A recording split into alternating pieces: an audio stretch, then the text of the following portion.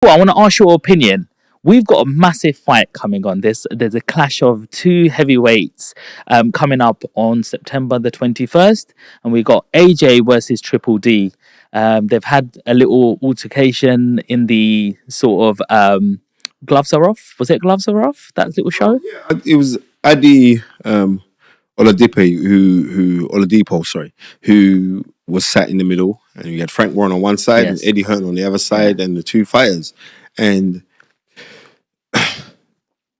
I'm enjoying Daniel Dubois actually coming out of himself because you could see like he's a little bit reclusive. You could see he's a little bit to himself, a little bit timid, and you know what I mean, he's that way inclined. But I'm enjoying the fact that he's actually coming out of himself, and that's nice to see. You know, that he is coming out of himself. But then Anthony Joshua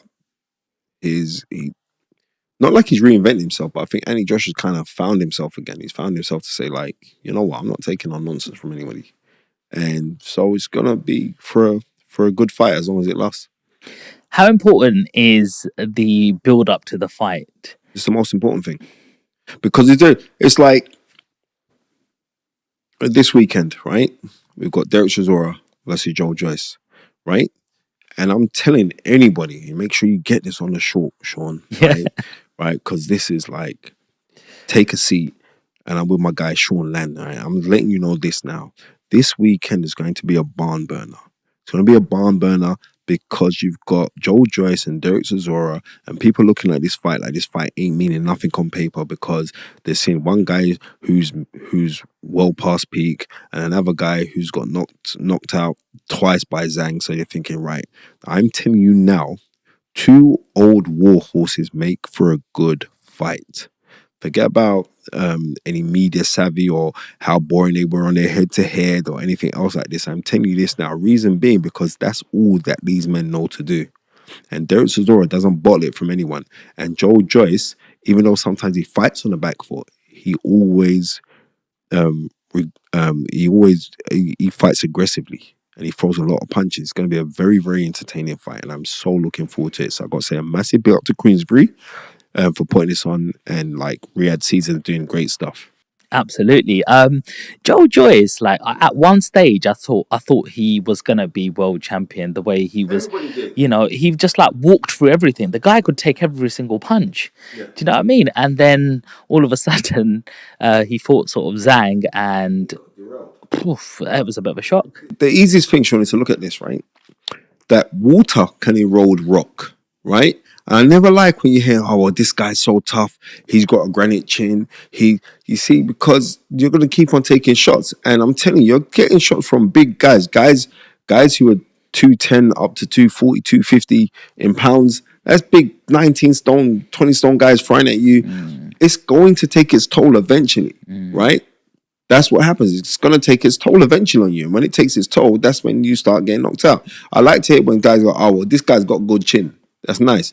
But you know what? On top of that, he's got a really good defense and he's got really, really good boxing ability, right? And we saw this, right, with some of the greats who were kind of reliant on the fact that they were so uber gifted that they could do magical things like Roy Jones Jr. Yeah. Roy Jones Jr. could do magical things, right? Magical things. I remember the night, was it June 9th or, no, sorry, March 9th when he beat Andy Ruiz to become the WBA heavyweight champion, right? 2003. I was in Miami with myself, David Hay, Gary Logan, and Adam Booth.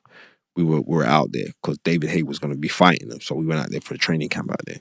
And I remember watching that fight in a bar on Ocean Drive, and it was incredible what I witnessed. It was like, wow, this is crazy. But when you're relying on, not saying that Roy Jones don't know the fundamentals, he does, but he was supremely gifted. He had fundamentals, but he was a speedster. But when you start slowing up a bit, you can get timed, you can get hit, you can get hurt, right? But for many years, we never saw Roy Jones get hit. So for years and years and years, we never saw Roy Jones get hit. Then all of a sudden, you see him get hit in his fight against Antonio Otava. He gets hit, and he gets knocked out. Boom. Right? So we're looking at that now. We're saying, wow, So when someone's relying on toughness, or I could just keep on walking forward and getting hit, you're getting hit, you're getting hit. Everybody has a gauge inside of them, just like a computer game, right? Like you're playing a computer game, like you're playing Street Fighter. Yeah, I mean, like I don't know who your favorite character on Street Fighter is, right? Right, mine would, Ryu. right, yeah, yeah, that's right. I love Blanca because Blanca always reminded me of Derek Chisora, right? Look at it here. Anyway, so when you're watching that, you got a gauge. It's going down. It's going down. It's going down. Mm, Right. But then you got to go into a next round. But your gauge hasn't gone back up. It's still there.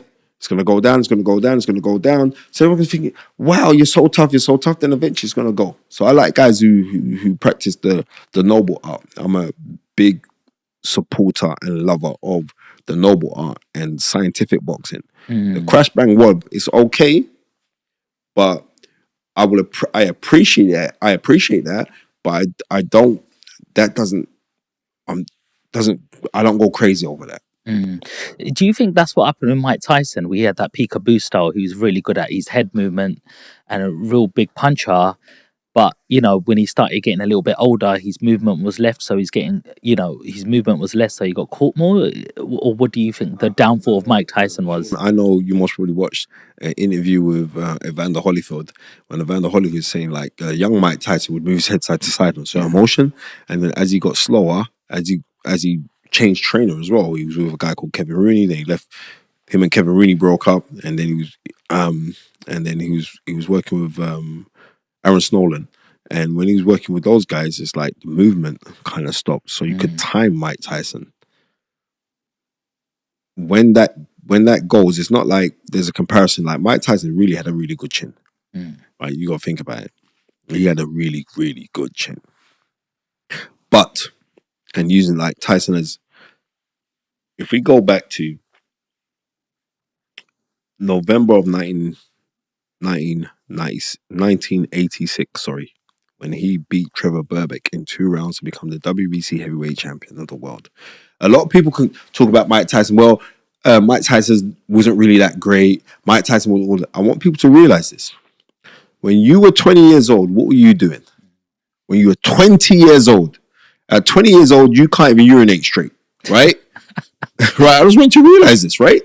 And Mike Tyson at age 20, this is spookily scary, knocked out Trevor Burbick to claim the WBC heavyweight championship of the world. And Trevor Burbick wasn't known. Trevor Burbick has been in with good guys, been in with Larry Holmes, who's an all-time great, most probably one of the greatest heavyweights of all time.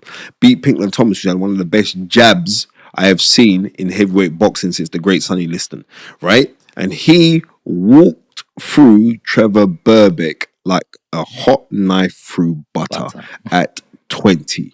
Realize that. That's the thing that makes Mike Tyson so great. Forget about everything else that he did. Not only that, but he could intimidate everybody. Everyone's trying to fight him, right? Forget about all of that. But that's what made Mike Tyson great, because at 20, what discipline was instilled in that young man from Customato, right? To say, right, I want this tunnel vision, focus, and discipline. And for that, I give Mike Tyson all the credit in the world. I don't care anything else that he did. I'm saying you became the youngest man ever to win the World Heavyweight Championship. And then you went on to become undisputed champion as well.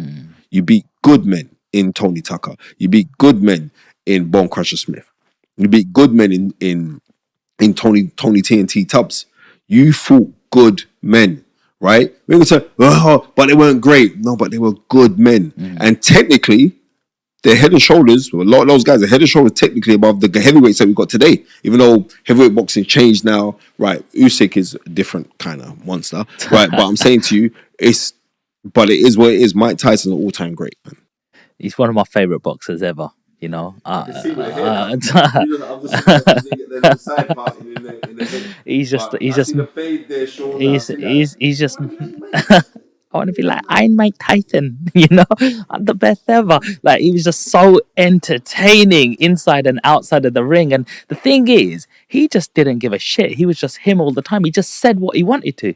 Well, he didn't originally start off like that. No. I mean, if you look at Mike Tyson's story, like when he was up in Catskills, when he was being trained or mentored, right, by the late great Customato, Mike Tyson wasn't filmed as this bad boy to say what you want. He was very, very respectful. You'd watch all his, because back then, like 86, you'd wake up early in the morning and you get the reruns that we on ITV, and you'd watch Mike Tyson, and I really liked Mike Tyson then.